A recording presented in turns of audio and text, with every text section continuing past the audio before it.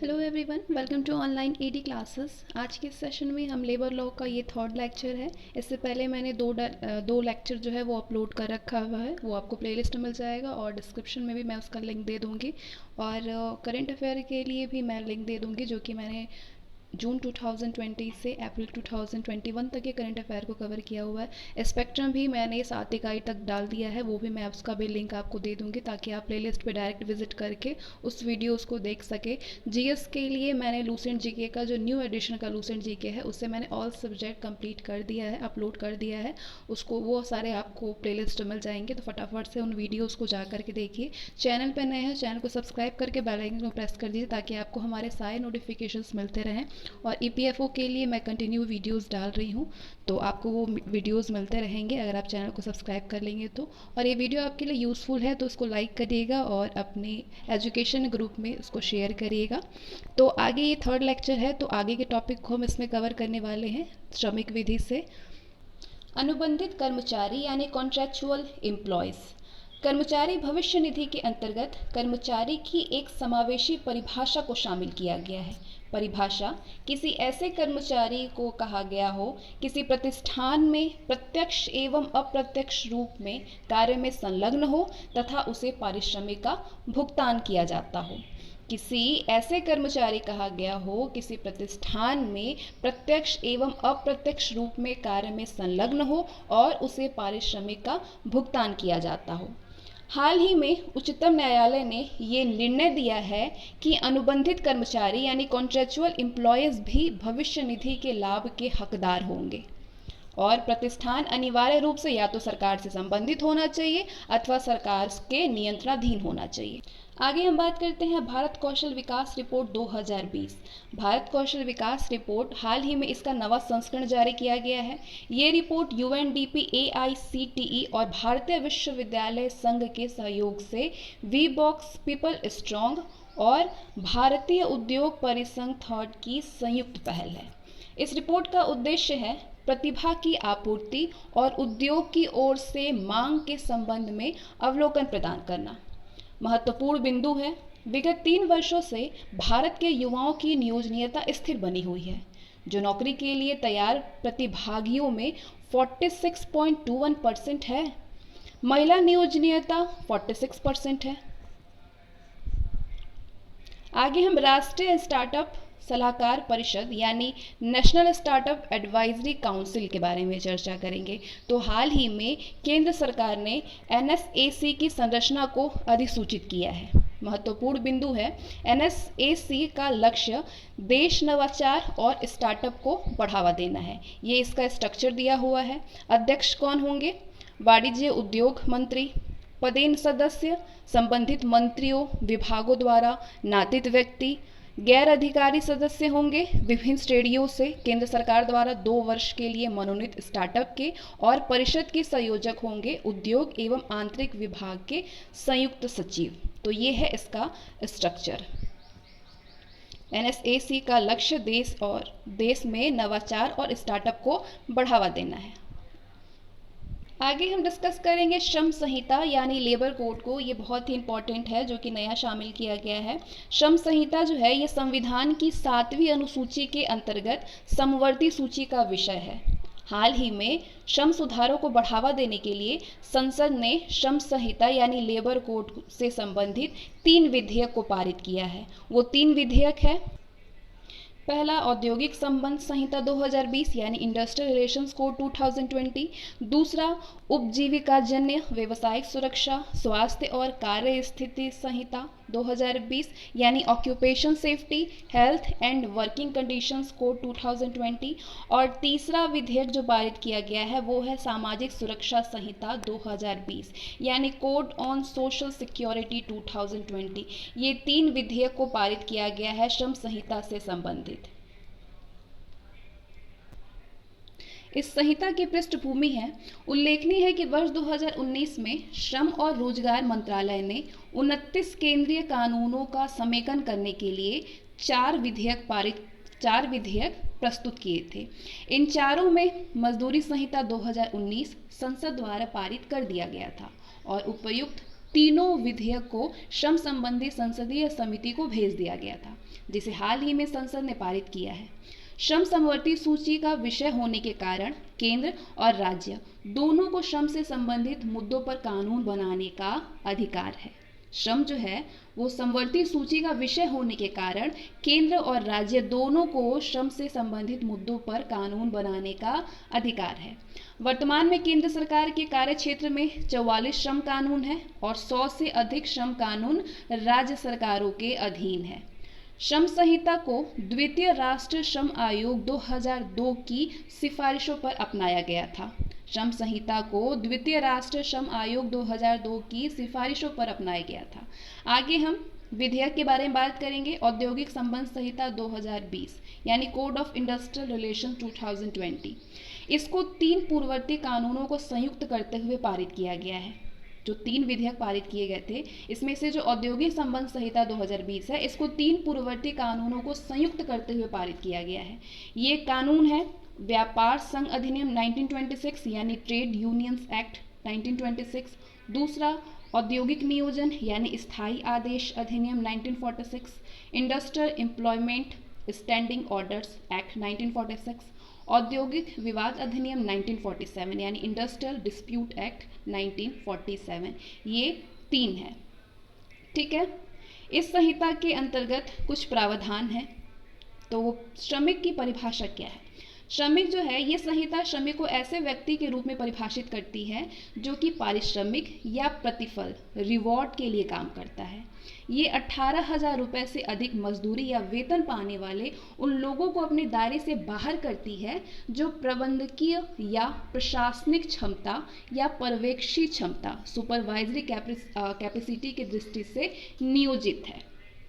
स्थायी आदेश यानी standing orders, इस संहिता के अंतर्गत 300 कुछ ये सारे प्रावधान हैं। ठीक है। ये जो इस संहिता के अंतर्गत कुछ प्रावधान हैं। स्थायी आदेश, इस संहिता के अंतर्गत 300 या फिर उससे अधिक श्रमिकों वाले सभी औद्योगिक प्रतिष्ठानों यानी इंडस्ट्रियल एस्टेब्लिशमेंट को कुछ मामलों में स्थायी आदेश तैयार करना होगा। तो वो मामले हैं जिन पे स्थायी आदेश तैयार करना होगा। वो मामला है श्रमिकों का वर्गीकरण, श्रमिकों के काम के घंटों, छुट्टियों, वेतन दिवस और मजदूरी दरों के संबंध में सूचित करने की रीति, रोजगार की समाप्ति और श्रमिकों के लिए शिकायत निवारण तंत्र, इसके लिए स्थायी आदेश जारी कर सकते हैं। बंदी यानी क्लोजर, काम बंदी और छटनी के लिए सरकार की पूर्व अनुमति। कम से कम ये प्रावधान जो है, कम से कम 300 श्रमिक रखने वाले किसी प्रतिष्ठान के लिए बंदी, काम बंदी और छटनी से पहले सरकार की पूर्व अनुमति लेना आवश्यक है। केवल केंद्र सरकार को अधिसूचना के माध्यम से इस सीमा में वृद्धि की अनुमति देने का अधिकार है। किसको? सिर्फ केंद्र सरकार को इस अधिसूचना के माध्यम से इस सीमा में वृद्धि की अनुमति देने का अधिकार है। अगला वार्ताकारी संघ और परिषद यानी नेगोटिएशन यूनियन एंड काउंसिल। एकमात्र वार्ताकारी संघ सेल्फ नेगोटिएशन यूनियन, यदि किसी प्रतिष्ठान में कार्यरत श्रमिकों के एक से अधिक पंजीकृत व्यवसाय संघ यानी ट्रेड यूनियन है तो सदस्य के रूप में 51% से अधिक श्रमिकों को एकमात्र वार्ताकारी संघ के रूप में मान्यता दी जाएगी। वार्ताकारी परिषद यानी यदि कोई व्यवसायिक संघ एकमात्र वार्ताकारी संघ के रूप में पात्र नहीं है तो वार्ताकारी परिषद का गठन किया जाएगा, जो सदस्य के रूप में कम से कम 20% श्रमिकों वाले व्यवसाय संघों के प्रतिनिधियों से मिलकर गठित होगी। विवादों के निपटाने के लिए क्या अधिकरण है? इसमें औद्योगिक विवादों के निपटारे के लिए अधिकरण के गठन का प्रावधान किया गया है। प्रत्येक औद्योगिक अधिकरण एक न्यायिक सदस्य और एक प्रशासनिक सदस्य से मिलकर के बनेगा। ये संहिता कार्य मुक्ति, बर्खास्तगी, छटनी या किसी श्रमिक को सेवाओं की समाप्ति के संबंध में किसी भी विवाद को औद्योगिक विवाद के रूप में वर्गीकृत करती है। एक श्रमिक अपनी सेवा समाप्ति से संबंधित विवाद की स्थिति में श्रमिक विवाद से सुलह के लिए आवेदन किए जाने के 45 दिन बाद उक्त विवाद के न्याय निर्णय के लिए औद्योगिक अधिकरण में आवेदन कर सकता है। नियत अवधि का नियोजन यानी फाइंड टर्म एम्प्लॉयमेंट। नियत अवधि का नियोजन वस्तुतः श्रमिक और नियोक्ता के बीच हस्ताक्षरित संविदा के आधार पर नियत अवधि के लिए नियोजित श्रमिक को संदर्भित करता है। ये नियोक्ताओं को श्रमिकों को रखने की अनुमति दे सकता है, अभिकरण या ठेकेदार जैसे बिचौलिया की भूमिका को कम कर सकता है और साथ ही श्रमिकों को लाभ पहुंचा सकता है। इसके अतिरिक्त ये संविदा श्रमिकों की तुलना में अस्थायी श्रमिकों की स्थिति में सुधार लाने में आवश्यक हो सकता है, जिन्हें ऐसे लाभ नहीं प्रदान किए जा सकते। अगला, पुनः कौशल फंड यानी रीस्किल्ड फंड। नौकरी से निकाल दिए गए श्रमिकों का पुनः कौशल करने के लिए इस फंड की स्थापना की गई है। रीस्किल्ड फंड की स्थापना की गई है। नौकरी से निकाल दिए गए श्रमिकों का रीस्किल्ड फंड करने के लिए इस फंड की स्थापना की गई है। इस फंड में अंशदान औद्योगिक प्रतिष्ठान के नियोक्ता द्वारा किया जाएगा, जो ऐसे अन्य स्रोतों से अंशदान के साथ साथ छंटनी से तत्काल पहले श्रमिक द्वारा अंतिम रूप से आहरित 15 दिनों की मजदूरी के बराबर होगा। इस संहिता से में संबद्ध प्रमुख कुछ समस्याएं भी होती हैं। तो वो समस्याएं हैं श्रमिकों की हड़ताल करने और श्रमिकों को लॉकआउट करने के नियोक्ताओं की क्षमता को प्रभाव। सभी औद्योगिक प्रतिष्ठानों को शामिल करने के लिए इस संहिता का विस्तार किया गया है और कानूनी तौर पर हड़ताल करने से पहले आवश्यक नोटिस देने और अन्य शर्तों को आरोपित किया गया है। इस प्रकार हड़ताल या लॉकआउट करने से पहले 14 दिन की पूर्व सूचना को आवश्यक बनाया गया है। साथ ही ये संहिता अनेक परिस्थितियों में हड़ताल या लॉकआउट पर प्रतिबंधित लगाती है। ये संहिता जो है अनेक परिस्थितियों में हड़ताल या लॉकआउट पर प्रतिबंध लगाती है। लॉकआउट के बारे में जानते हैं। ऐसी स्थिति जिसमें नियोक्ता द्वारा श्रमिकों को तब तक कार्यस्थल विशेषकर फैक्ट्री में प्रवेश नहीं करने दिया जाता है जब तक वे निश्चित शर्तों को मानने के लिए सहमत नहीं हो जाते हैं। इससे पहले ये प्रावधान औद्योगिक विवाद अधिनियम 1947 के अंतर्गत केवल सार्वजनिक जनोपयोगी सेवाओं जैसे रेलवे, एयरलाइंस और जल, विद्युत और दूरभाषा सेवा प्रदान करने वाले प्रतिष्ठानों के लिए लागू होते थे। इस तरह नोटिस संबंधी प्रावधान को सभी प्रतिष्ठानों के लिए विस्तार करने का औचित्य अस्पष्ट है। राष्ट्रीय श्रम आयोग 2002 में राष्ट्रीय श्रम आयोग ने अधिकांश लोगों के जीवन पर इनके प्रभाव को देखते हुए ऐसे उद्योग से अलग तरीके से व्यवहार करने के औचित्य को न्यायोचित ठहराया था। कार्यपालिका, अगली समस्या, कार्यपालिका और न्यायपालिका के पृथक्करण के सिद्धांत का उल्लंघन। ये संहिता सरकार के कार्यकारी कार्यवाही के माध्यम से अधिकरण के निर्णय को संशोधित या अस्वीकृत करने की व्यापक शक्ति प्रदान करता है। इस प्रकार इसमें हितों के टकराव का प्रश्न व्युत्पन्न होता है। इस संहिता में ये उल्लेख है कि एक अधिकरण द्वारा पारित निर्णय 30 दिनों की समाप्ति के बाद प्रवर्तनीय यानी लागू होगा। हालांकि सरकार राष्ट्रीय अर्थव्यवस्था या सामाजिक न्याय का हवाला देते हुए कुछ विशेष परिस्थितियों में अधिकरण द्वारा पारित निर्णय के प्रवर्तन को स्थगित कर सकती है। उल्लेखनीय है कि औद्योगिक विवाद अधिनियम 1947 में भी इसी प्रकार के प्रावधान थे।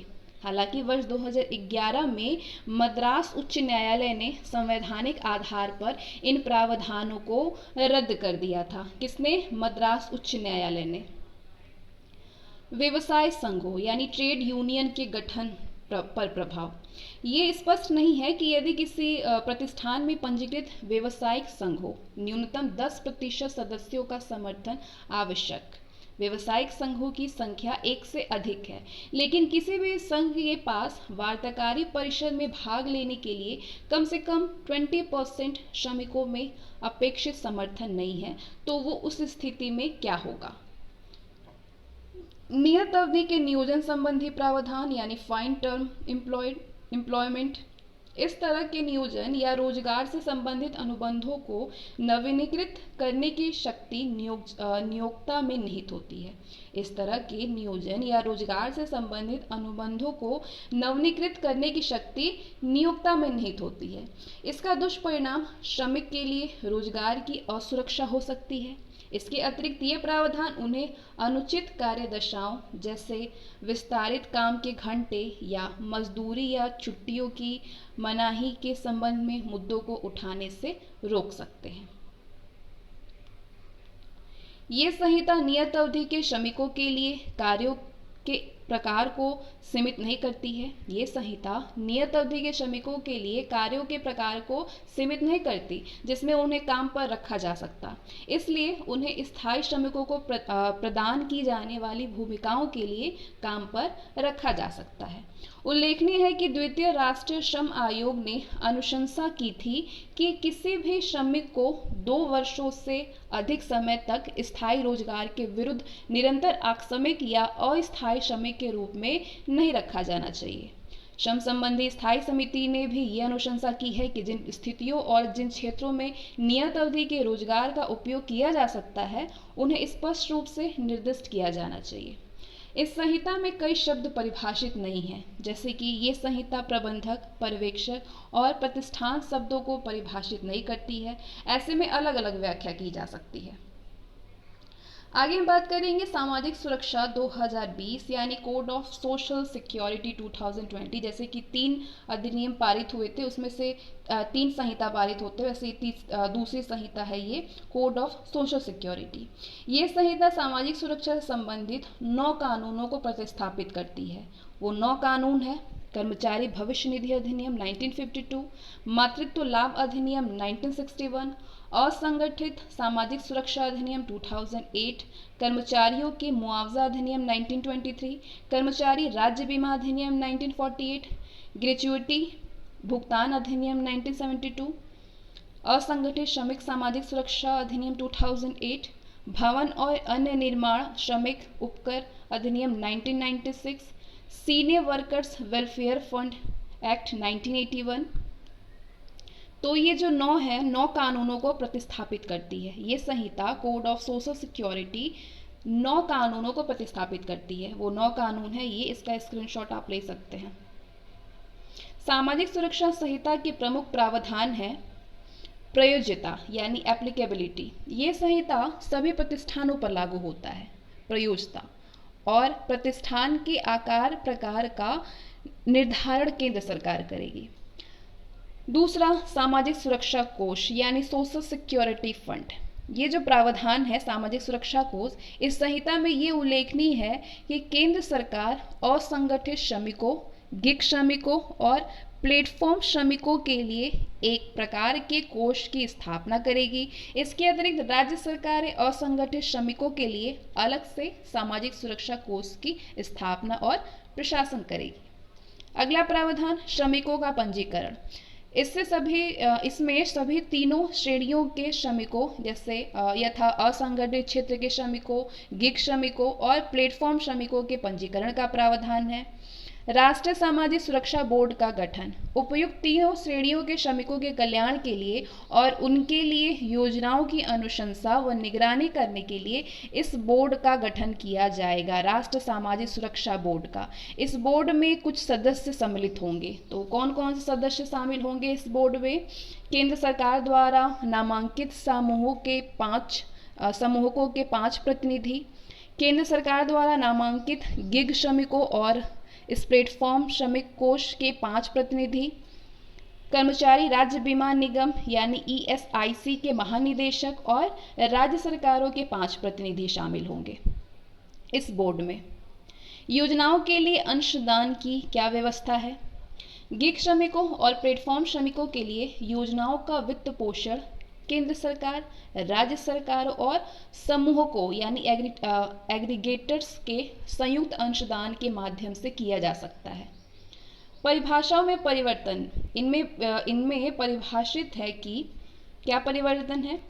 ठेकेदारों के माध्यम से नियोजित श्रमिकों को सम्मिलित करने के लिए कर्मचारियों, किसी अन्य राज्य से स्वनियोजित श्रमिकों को सम्मिलित करने के लिए अंतर्राज्यीय प्रवासी श्रमिकों, सेवाओं या गतिविधियों को अतिरिक्त श्रेणियों के लिए प्लेटफॉर्म श्रमिकों जैसा कि सरकार द्वारा अधिसूचित किया जा सकता है, फिल्मों, वेब आधारित धारावाहिकों, टॉक शो, रियलिटी शो और स्पोर्ट्स को शामिल करने के लिए ऑडियो विजुअल प्रोडक्शंस की परिभाषा का विस्तार करना सम्मिलित है। पत्रकार के लिए ग्रेच्युइटी हेतु पात्रता की अवधि में परिवर्तन। ये जो संहिता है, ये कार्यशील पत्रकारों के लिए ग्रेच्युइटी की अवधि को 5 साल से घटा करके 3 साल करती है। अपराध और अर्थदंड। ये संहिता कतिपय अपराधों के लिए दंड में परिवर्तन करती है। उदाहरण के लिए, किसी निरीक्षक को अपने कर्तव्य का निर्वहन करने से रोकने के लिए अधिकतम कारावास 1 साल से घटा करके 6 महीने का कर दिया गया है। महामारी के दौरान अतिरिक्त शक्तियां। महामारी के दौरान क्या अतिरिक्त शक्तियां हैं इसके पास? इस संहिता के तहत कुछ नई धाराओं को शामिल किया गया है जिन्हें महामारी की स्थितियों में लागू किया जा सकता है। जैसे केंद्र सरकार सर्वव्यापी महामारी और स्थानिक या राष्ट्रीय आपदा की स्थिति में 3 महीने की अवधि तक नियोक्ता या कर्मचारी का अंशदान पीएफ और ईएसआई के अंतर्गत स्थगित या कम कर सकती है। इस संहिता के अंतर्गत महत्वपूर्ण शब्दावली एवं आयोग समिति कौन कौन से हैं? गिग श्रमिक, ये पारंपरिक नियोक्ता कर्मचारी संबंध के बाहर रहने वाले श्रमिक को संदर्भित करता है। गिग श्रमिक पारंपरिक नियोक्ता कर्मचारी संबंध के बाहर रहने वाले श्रमिक को संदर्भित करता है। प्लेटफॉर्म श्रमिक, वे ऐसे श्रमिक जो ऑनलाइन प्लेटफॉर्म के माध्यम से संगठनों या व्यक्तियों तक पहुंचते हैं और सेवाएं प्रदान करते हैं या विशिष्ट समस्याओं का समाधान करते हैं, वो है प्लेटफॉर्म श्रमिक। राष्ट्रीय श्रम आयोग, राष्ट्रीय श्रम आयोग में इस आयोग ने श्रमिकों की मूलभूत आवश्यकताओं की अपवंचना से बचने के लिए सार्वभौमिक और व्यापक सामाजिक सुरक्षा कवरेज की आवश्यकता पर बल दिया था। श्रम संबंधी स्थायी समिति 2020, इस समिति की कुछ अनुशंसाएं हैं। श्रम संबंधी स्थायी समिति की क्या अनुशंसाएं हैं? कृषिगत यानी एग्रीकल्चर और स्वखाता उद्यमों यानी ओन अकाउंट इंटरप्राइजेस को शामिल करने के लिए प्रतिष्ठान की परिभाषा का विस्तार करना, इसकी अनुशंसाएं हैं। आशा और आंगनवाड़ी कार्यकर्त्रियों को सम्मिलित करने के लिए कर्मचारियों और इस कृषि श्रमिक कोष को सम्मिलित करने के लिए असंगठित श्रमिकों की परिभाषाओं का विस्तार करना और अंतरराज्यीय प्रवासी श्रमिकों के लिए अलग कोष सृजित करना सम्मिलित है। इसमें सामाजिक सुरक्षा संहिता से संबद्ध प्रमुख समस्याएं या मुद्दे क्या हैं? कोई भी सार्वभौमिक सामाजिक सुरक्षा नहीं है। पेंशन और चिकित्सा बीमा जैसे लाभ केवल न्यूनतम संख्या में कर्मचारियों जैसे कि 10 या 20 कर्मचारी को रोजगार देने वाले प्रतिष्ठानों के लिए अनिवार्य बने हुए हैं। अन्य सभी श्रेणियों के श्रमिक जैसे यानी असंगठित जो श्रमिक हैं, जैसे कि 10 से कम कर्मचारियों वाले प्रतिष्ठानों में काम करने वाले श्रमिकों और स्वनियोजित श्रमिकों को सरकार द्वारा अधिसूचित विवेकाधीन योजनाओं द्वारा आच्छादित किया जा सकता है। अन्य सभी श्रेणियों के श्रमिक यानी असंगठित श्रमिक जैसे कि 10 से कम कर्मचारियों वाले प्रतिष्ठानों में काम करने वाले श्रमिकों और स्वनियोजित श्रमिकों को सरकार द्वारा अधिसूचित विवेकाधीन योजनाओं द्वारा आच्छादित किया जा सकता है। ऐसे में अत्यधिक संख्या में श्रमिक इन योजनाओं से बाहर रह सकते हैं। एक नोट है, आवधिक श्रम बल सर्वेक्षण रिपोर्ट 2018-19 में ये उल्लेख है कि गैर कृषि क्षेत्र में कार्यरत 70% नियमित मजदूरी वेतनभोगी कर्मचारियों के पास लिखित अनुबंध नहीं था। आवधिक श्रम बल सर्वेक्षण रिपोर्ट 2018-19 में ये उल्लेख किया गया है कि गैर कृषि क्षेत्र में कार्य 70% नियमित मजदूरी या वेतनभोगी कर्मचारियों के पास लिखित अनुबंध नहीं है और 52% के पास में कोई भी सामाजिक सुरक्षा लाभ नहीं था। इस संहिता द्वारा अर्जित मजदूरी की राशि के आधार पर एक ही प्रतिष्ठान के भीतर कर्मचारियों से अलग अलग तरीके से व्यवहार किया जाता था। जैसे उदाहरण के लिए भविष्य निधि, पेंशन और चिकित्सा बीमा जैसे लाभ पात्र प्रतिष्ठानों में केवल एक निश्चित सीमा, जैसा कि सरकार द्वारा अधिसूचित किया जा सकता है, से ऊपर अर्जन करने वाले कर्मचारियों के लिए अनिवार्य है। गिग श्रमिकों और प्लेटफॉर्म श्रमिकों से संबंधित प्रावधान अस्पष्ट है। ये जो मुद्दा है गिग श्रमिकों और प्लेटफॉर्म श्रमिकों से संबंधित प्रावधान जो है वो अस्पष्ट है। ये संहिता विभिन्न श्रेणियों के लिए परिभाषाओं का सूत्रपात करता है, हालांकि उनकी परिभाषाओं को लेकर के कुछ अस्पष्टताएं विद्यमान हैं। उदाहरण के लिए, ऐप आधारित टैक्सी एग्रीगेटर के लिए काम करने वाला चालक अपनी रोजगार की प्रकृति के कारण एक ही समय में एक गिग श्रमिक, प्लेटफॉर्म श्रमिक और असंगठित श्रमिक हो सकता है। परिभाषाओं में इस प्रकार के अतिव्यापन के कारण ये स्पष्ट नहीं है कि श्रमिकों को इन श्रेणियों के लिए विशिष्ट योजनाएं कैसे लागू होंगी। एक नोट है, श्रमिक संबंधी स्थायी समिति ने गिग प्लेटफॉर्म श्रमिकों को सम्मिलित करने के लिए असंगठित श्रमिकों की परिभाषा का विस्तार करने, अनुचित व्याख्या से बचने के लिए गिग श्रमिक की परिभाषा अधिक विशिष्ट बनाने की अनुशंसा की थी, लेकिन इसे संहिता में शामिल नहीं किया गया। आधार के साथ अनिवार्य लिंकिंग उच्चतम न्यायालय के निर्णय का उल्लंघन कर सकती है। आधार के साथ अनिवार्य लिंकिंग उच्चतम न्यायालय के निर्णय का उल्लंघन कर सकती है। ये संहिता कर्मचारी या श्रमिक, असंगठित श्रमिक सहित के लिए सामाजिक सुरक्षा लाभ प्राप्त करने या यहाँ तक कि करियर केंद्र से भी सेवाओं का लाभ उठाने के लिए अपना आधार नंबर प्रदान करना अनिवार्य बनाती है। इससे पुट्टास्वामी बनाम भारत संघ बाद में उच्चतम न्यायालय द्वारा दिए गए निर्णय का उल्लंघन हो सकता है। इससे पुट्टास्वामी बनाम भारत संघ बाद में उच्चतम न्यायालय के द्वारा दिए गए निर्णय का उल्लंघन हो सकता है। अपने निर्णय में उच्चतम न्यायालय ने कहा था कि आधार कार्ड या नंबर केवल भारत की संचित निधि से की जाने वाली सब्सिडी, लाभ या सेवा पर खर्च के लिए अनिवार्य किया जा सकता है। आगे बात करते हैं तीसरी संहिता, उपजीविकाजन्य व्यावसायिक सुरक्षा, स्वास्थ्य और कार्यस्थिति संहिता 2020, यानी code of occupational safety, health and working conditions 2020। ये जो संहिता है, उपजीविकाजन्य सुरक्षा, स्वास्थ्य और कार्यस्थिति संहिता, ये संहिता सुरक्षा कार्य दशाओं को विनियमित करने वाले 13 वर्तमान अधिनियमों का समेकन करती है। तो वो 13 जो अधिनियम हैं वो है कारखाना अधिनियम 1948, खान अधिनियम 1952 यानी माइंस एक्ट 1952, संविदा श्रम विनियमन एवं उत्पादन अधिनियम 1970,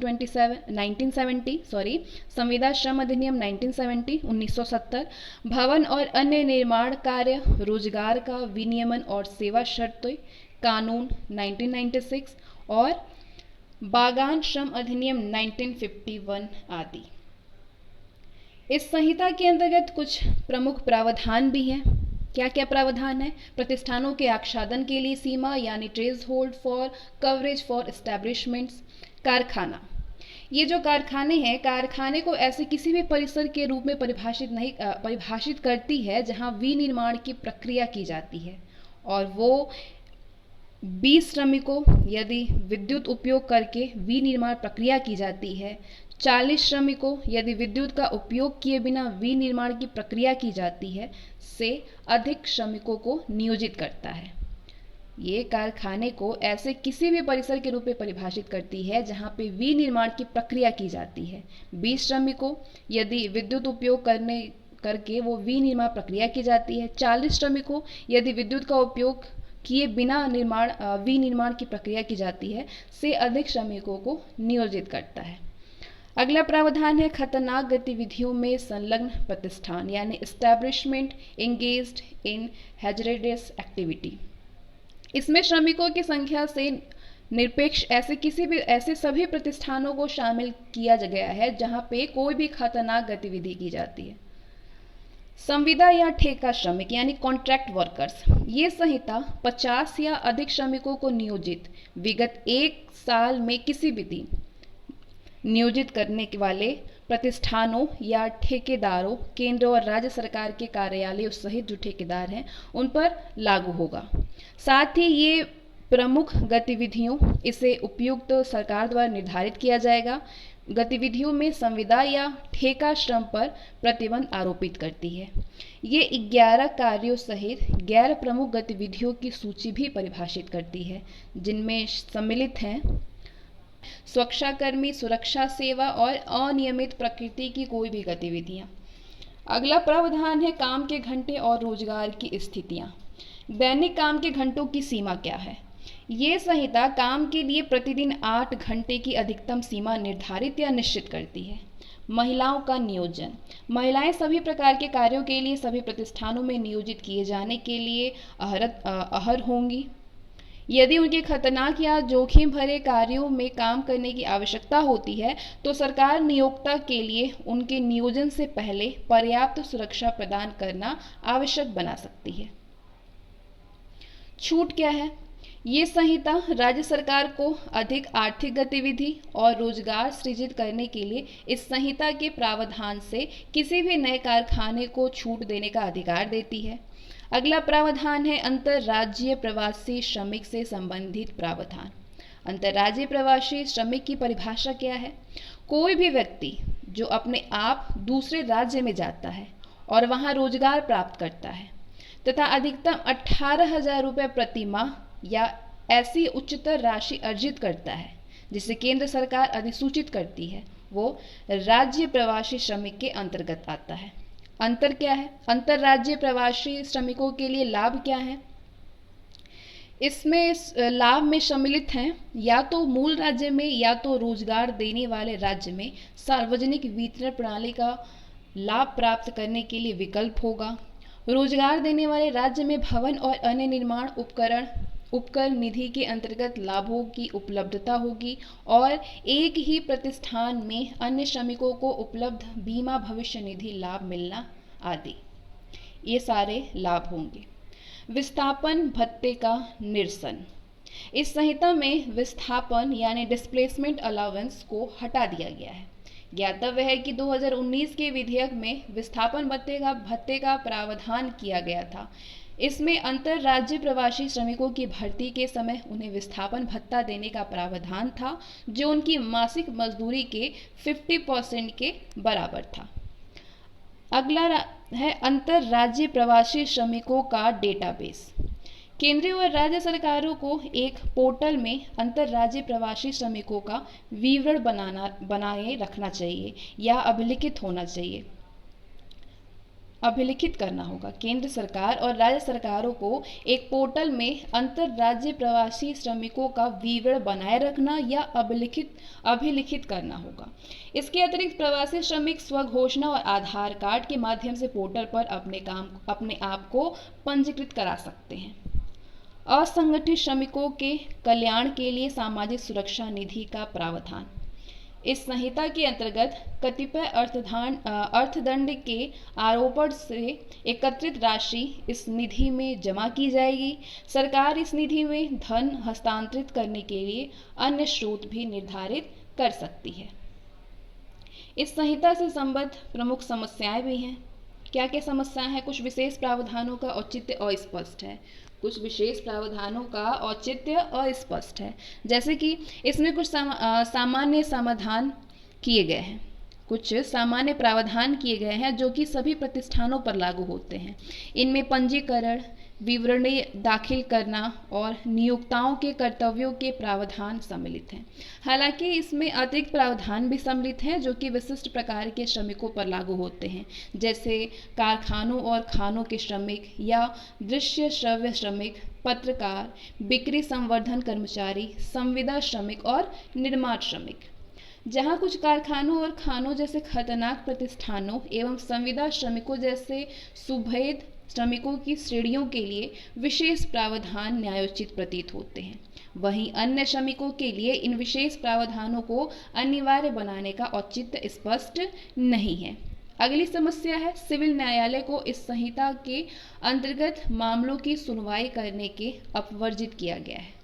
वर्तमान में 13 स्वास्थ्य और सुरक्षा कानूनों के अंतर्गत मजदूरी, काम के घंटे व छुट्टी जैसे श्रमिकों के अधिकारों को प्रभावित करने वाले दावों की सुनवाई श्रम न्यायालयों एवं औद्योगिक अधिकरणों के द्वारा की जाएगी। हालांकि इन मामलों में ये संहिता दीवानी न्यायालयों के अधिकार क्षेत्रों में अपवर्जित करती है। इस संबंध में एकमात्र उपलब्ध उपाय ये है कि पीड़ित व्यक्ति को संबंधित उच्च न्यायालय के समक्ष सीधे रीट याचिका दायर करना होगा।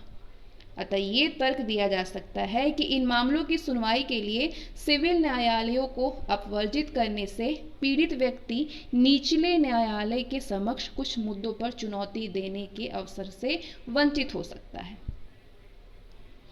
तो आज के लिए बस इतना ही। यहीं से हमारा लेबर लॉ जो है वो ख़त्म होता है। ये थर्ड लेक्चर भी आज ख़त्म होता है और लेबर लॉ चैप्टर जो है वो भी आपका कंप्लीट होता है ईपीएफओ के लिए। उम्मीद करते हैं कि ये लेक्चर आपके लिए यूज़फुल होगा। अगर यूज़फुल है तो इसको लाइक करिए, शेयर करिए। नेक्स्ट वीडियो में हम सोशल सिक्योरिटी को डिस्कस करने वाले हैं करण चौधरी की बुक से, चौधरी पब्लिकेशन से। तो इस वीडियो को शेयर करिए। बाय, मिलते हैं नेक्स्ट वीडियो में।